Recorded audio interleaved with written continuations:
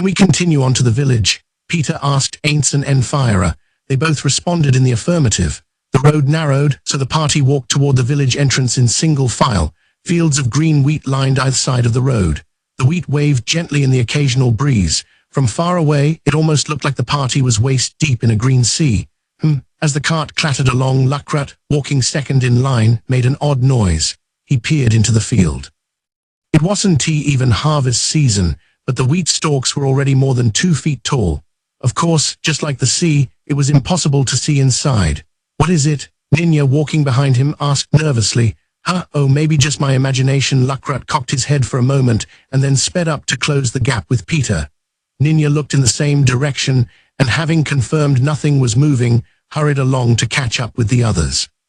The road was partially covered with wheat, as if the green sea were eroding it. They almost wanted to hack at the plants to make more space to walk, but it would have been more trouble than it was worth. They should really take better care of the fields. This is such a waste. Peter was taking long strides out in front. When the heads of the wheat collided with his leg armor, berries fell to the ground. Just as he was lamenting this, he felt something was amiss.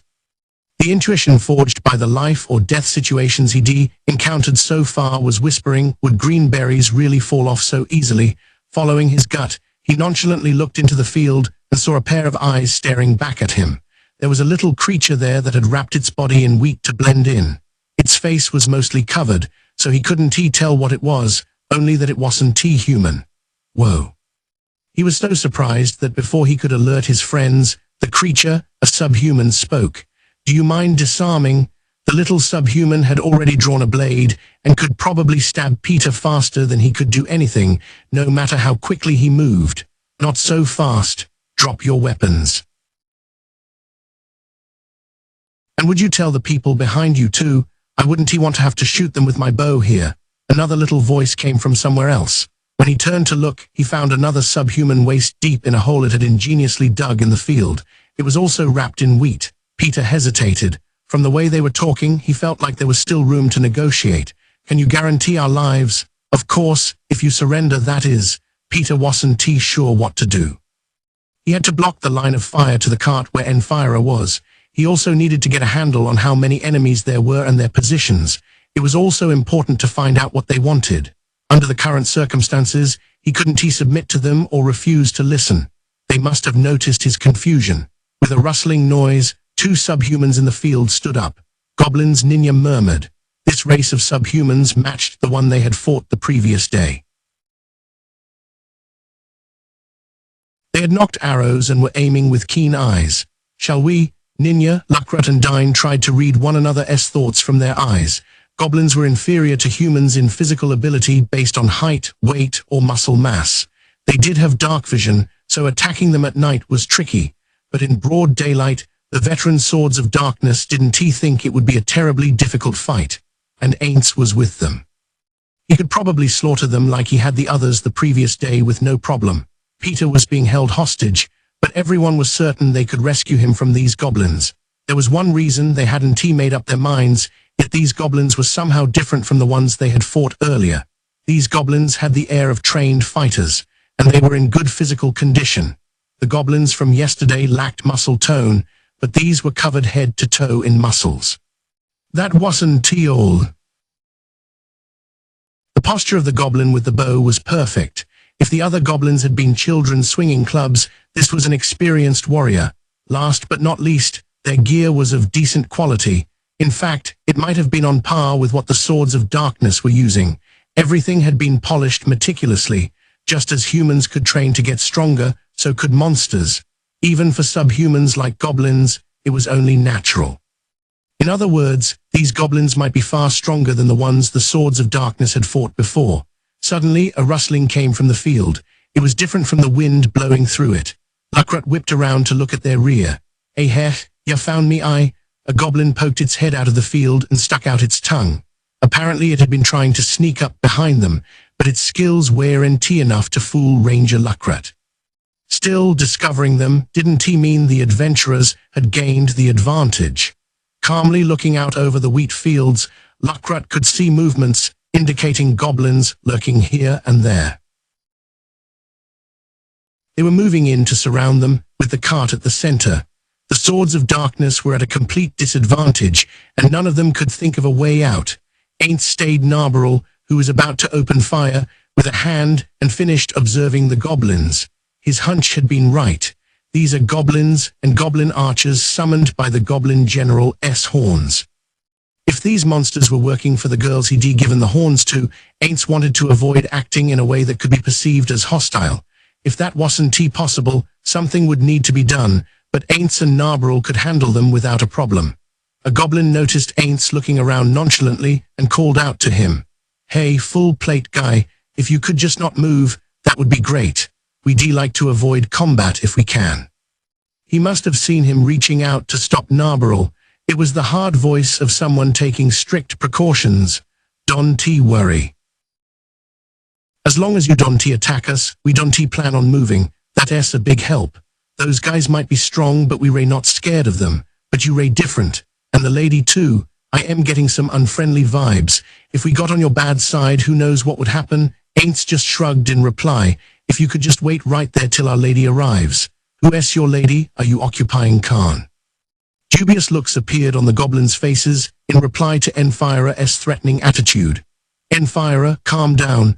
I don't even need to tell you who has the upper hand here. And if you think about what Nabe said after she looked at the village, there are still some things we can explain. Let us avoid starting a fight before we know what's going on," said Ninya. But Enfira wasn't able to hide his anger. Still, the expression that said he might pounce at any minute softened into frustration. A bit of the tension went out of his balled fists. Seeing such a violent change in Enfira surprised Aints and even confused him a bit. Of course, we've only been traveling together for a short while, so I wouldn't know his personality inside and out. But I wouldn't have expected him to be this excitable. Does this village mean something more to him than just a place to stay while he's out gathering herbs? While Aints looked at Enfira with these questions in mind, the goblins were glancing at one another. It seemed like they'd been thrown off by the boy's rage. Something's not quite right here. You're just guarding Our Lady's village because it was recently attacked by guys dressed like Imperial Knights. The village got attacked. Is she okay? As if in response to Enfira's shouting, a girl appeared at the entrance to the village escorted by a goblin. At the sight of her, his eyes widened and he called out her name. "Henry." In response, the girl shouted back Enfira. It was the voice of someone calling a close friend, overflowing with kindness. Then Aints remembered something he'd heard before. Oh, so the apothecary friend was not a girl but a boy. Demiurge walked through the 9th level of the Great Tomb of Nazareth. The clacks of his hard leather shoes were swallowed almost instantly by the silence. He had stationed several minions here for security purposes, but was still unaccustomed to its mythical atmosphere. He looked around and smiled. Wonderful. His admiration was addressed to the 9th level in its entirety. These were the appropriate surroundings for the 41 supreme beings, to whom he would be loyal even if it meant abandoning everything. So he loved this view. Every time he walked the 9th level, his heart filled with joy, and his devotion to the creators was renewed. It wasn't just Demiurge. Even rowdy types like clowns and musicians would find themselves pausing out of respect, trying to melt into the silence. If someone's heart did not fill with joy at this sight, it meant they were either not loyal enough to the 41 supreme beings, or they were created that way. Demiurge thought on this as he turned the corner. He had almost reached his destination, the private quarters of the last remaining supreme being and ruler of the Great Tomb of Nazareth, Aints Ul Gaun. When the door came into view, it opened and some figures exited. They seemed to see Demiurge as well and waited while he walked over. One was dressed like a butler, but all of his clothes except his white gloves were black and more suited to combat than to service. He was one of Nazareth's 10 male servants. But Demiurge didn't know which one. He couldn't tell them apart, because they all wore ski masks like generic baddies in a superhero show and only communicated in strange squawks. Then there was the guy standing in front. Inane thoughts like naked with a necktie flickered through Demiurge's head. He was a penguin. There was no mistaking it. He was most definitely a penguin, and he wore nothing but a black tie. Long time no see. In reply to Demiurge's warm greeting, the penguin grinned or something like that and said, "Indeed, Master Demiurge. Then he bobbed his head. Of course, he was no mere penguin, he was a type of grotesque called a birdman, as well as the assistant butler, Claire. Normally birdmen would, like the supreme being Peroncino, have the head and wings of a bird of prey, as well as bird parts from the elbows and knees down, but for some reason, this man was a penguin. Demiurge, didn't he question it? Is Albedo in there? Yes, she is. Albedo was in charge of the Great Tomb of Nazarick while Aints was gone, but it was widely known that she couldn't be found in her own quarters. Instead, she was in Aints' since she had Aints' permission. No one objected, except for Shaltia Bloodfallen, who was about to leave the tomb. Demiurge had suggested that a good wife's role was to guard the house and wait for her husband's return. She retorted, what's wrong with a wife guarding her husband's room, so there wasn't much he could say after that. Demiurge nodded and said, I see. He chatted with Claire. It's rare for you to be out here, Claire. Don't you generally work around the guest rooms? Since Master Sebas is out, I need to perform his duties as well, so I was just meeting with Mistress Albedo to discuss some details. Oh yeah, if Sebas is gone, the 9th level depends on you. Exactly. I need to do a good job in preparation for the day when I will rule the Great Tomb of Nazarick. There was no change to Demiurge's smile, no matter how strange a thing was just said.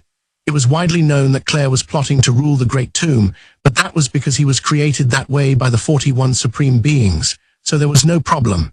Of course, if the order came down, they would liquidate him, but until then, there was no problem at all. Indeed, do your best. By the way, what are you going to do first? Clean. What else is there? No one can clean so thoroughly as me. When I scrub the toilets, you can lick the bowl. Demiurge nodded in satisfaction at Claire's overflowing confidence. Wonderful. Your work is critical. If this floor were to become dirty, it could be taken as an insult to the Supreme Ones. He nodded emphatically and then asked a question. I am well aware of how important your work is now, but who is in charge of administrative operations on this level while Sebas is away? That would be the head maid, Pistonia. She has received orders from Master Sebas. Administrative operations isn't such a big job compared to cleaning. I see. 2 NPCs built by the same Supreme One with a clear division of roles. By the way, isn't it hard to clean with penguin hands? It's precisely because I can do it that I am me. Claire puffed out his chest to demonstrate his overflowing confidence and then continued, sounding slightly offended. But Master Demiurge, that doesn't sound like something you, second in cleverness only to me, would ask. He smoothed the golden decorative feathers growing on either side of his head with a comb he took from the male servant behind him. The Supreme Lady Ancora Moche created me as not just any penguin, but a proud rockhopper penguin, make no mistake. And these are not hands, they are wings. Do excuse me, Demiurge bowed in apology, but Claire told him not to worry about it, and then turned around to give an order to the servant. Carry me, the servant tucked Claire under an arm. Claire's way of walking was to hop forward, and from a certain perspective, it was extremely slow. So whenever he had to go somewhere on foot, he had a servant carry him. Well, Master Demiurge, I take my leave, all right, see you again, Claire. Demiurge glanced over once more as the assistant butler was carried away like a stuffed animal. Then he knocked on the door. It's Demiurge, I am coming in. Of course, the master was not in. But what did that matter? To Demiurge, the rooms themselves were worthy of his respect. There was no reply, and he entered. Looking around, he noted that, as expected, Albedo was not there either. He sighed lightly and opened a door to go farther in. The 41 Supreme Beings' private quarters were designed as royal suites. There were innumerable rooms. These included a large bathroom in the back, a living room with a bar and a piano, a master bedroom, guest rooms, a kitchen for their private chef, and a dressing room. Out of all of these, the room Demiurge proceeded toward, with no hesitation, was the master bedroom. He knocked and entered without waiting for a reply. There was only one bed inside, but it was a magnificent king-sized one with a canopy. Inside it was a bulge slightly bigger than one person, squirming, Albedo. In response to Demiurge's disapproving tone, the peerless beauty poked out her face. In fact, she was out to her shoulders and didn't appear to be wearing any clothes. Perhaps because she had been under the covers, her cheeks were flushed a delicate pink. What are you doing in there? When Lord Aints returns, I would like for him to be enveloped in my scent. Apparently all that squirming was a form of marking. Demiurge had no words. He just looked at this most elite NPC created by the 41 Supreme Beings, the captain of the Floor Guardians of the Great Tomb of Nazareth, and shook his head weakly. He didn't say, Lord Aints is undead, so he probably doesn't sleep in that bed. Or even if he could sleep, I am sure the sheets would be changed. If she was satisfied, that was fine with him. Well, don't overdo it. I don't know what you mean by overdo it, but okay, right, Lord Aints. Suddenly, a face was cheek to cheek with Albedo S for a split second. Demiurge was shocked into silence. He thought it was actually Aints Ulgown. But it wasn't it didn't have even a fraction of their Supreme Lord S presence. Is that a body pillow? And who made such a thing? I did. At her immediate response, Demiurge opened his closed eyes. He didn't think she had that kind of skill. I may not look it, but I am a pro at cleaning, washing and sewing. Delighting in Demiurge's surprise, she boastfully continued, and I am making clothes including socks for our child who will surely be born. I am done with everything for the first 5 years. Tee-hee-hee, she giggled, grinning, and Demiurge wondered, a bit drained, if he should really leave her alone in this room. Boy or girl, either way. Oh, but what if it is intersex or sexless? Demiurge was once again at a loss for words, and just watched as she moaned and groaned. To be sure, she was brilliant as the head of the Great Tomb of Nazareth's administrative operations, far better at that than he was. But there were some doubts about her ability when it came to military affairs, such as handling defensive battles. That was where Demiurge came in. There was no issue at present, since they hadn't detected any immediate enemies. Demiurge forced himself to swallow his anxieties and believe that his departure was an order from their master. He could not voice any objections. Very well. I am going to leave soon, as Lord Aints commanded. That means the only Floor Guardians left in Nazareth at liberty to move freely are you and Cocytus. I don't think I need to remind you, but please take care. First Aura, Mare, Sebas, and Sholtia, and now you, huh? Yes, things will be fine. If it becomes necessary, I'll go to my sisters for support. And I'll have the Pleiades go all out. If we do all that, we'll be able to buy time for everyone else to return. Surely you would need Lord Aints' permission to deploy your little sister, even in an emergency. And for the Pleiades as well. 2 of them are currently out, so you can even get the whole team together. If the situation is as dicey as that, why not just station Victim on a higher level? Things aren't that bad.